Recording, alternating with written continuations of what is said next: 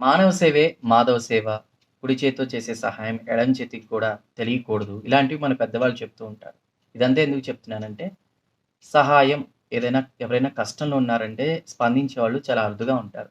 సినీ ఇండస్ట్రీకి సంబంధించి చూసుకుంటే ముఖ్యంగా ఇప్పుడు బాగా సినీ ఇండస్ట్రీ లేదా రాజకీయ నాయకుల గురించి మనం మాట్లాడుతూ ఉంటాం. వాళ్ళు కూడా కష్టపడి పైకొస్తారు కాబట్టి సినీ ఇండస్ట్రీలో వాళ్ళు సహాయాలు చేస్తూ ఉంటారు. అందులో కూడా అరుదు. ముఖ్యంగా రాజకీయ నాయకులైతే ప్రభుత్వం డబ్బు ఖర్చు పెట్టడం అంటే ప్రజల డబ్బు ప్రజలకు ఖర్చు పెట్టడానికి ఆలోచిస్తారు. లేదా కొంతమంది ఖర్చు పెడతారు. కానీ రాజకీయాల్లోకొచ్చిన తర్వాత కూడా తన సొంత డబ్బుని ప్రజల కోసం ఖర్చు పెట్టే వ్యక్తి ఎవరైనా ఉన్నారంటే ఖచ్చితంగా అది కొణిదెల పవన్ కళ్యాణ్. Deputy CM. ఆంధ్రప్రదేశ్‌కి డిప్యూటీ సీఎం అయిన తర్వాత కూడా ఆయన దాదాపు తన సొంత ఖర్చులతో దాదాపు 9,60,00,000 ఇప్పటి వరకు ఈ సంవత్సర కాలంలో కూడా ఆయన చేసిన ఖర్చు ప్రజల కోసం, వాళ్ళకి సహాయం చేయడం కోసం. ఆ లిస్ట్‌ని జనసేన రిలీజ్ చేసింది.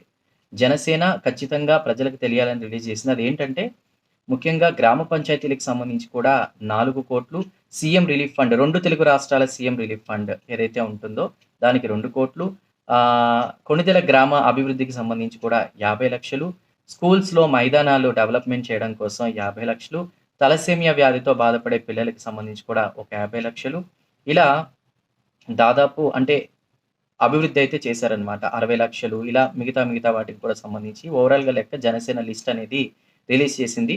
సో, ఈ రోజుల్లో కూడా ఇలాంటి వ్యక్తులు ఉంటారా? రాజకీయాల్లోకొచ్చి ప్రజల డబ్బు దోచుకొని తినేవాళ్ళని, దాచుకునే వాళ్ళని మనం చూస్తున్నాం. తన సొంత డబ్బుని ప్రజలకి ఖర్చు పెడుతున్నటువంటి వ్యక్తుల్లో చాలా అరుదైన వ్యక్తి పవన్ కళ్యాణ్ గారని చెప్పి అందరూ మాట్లాడుకుంటున్నారు.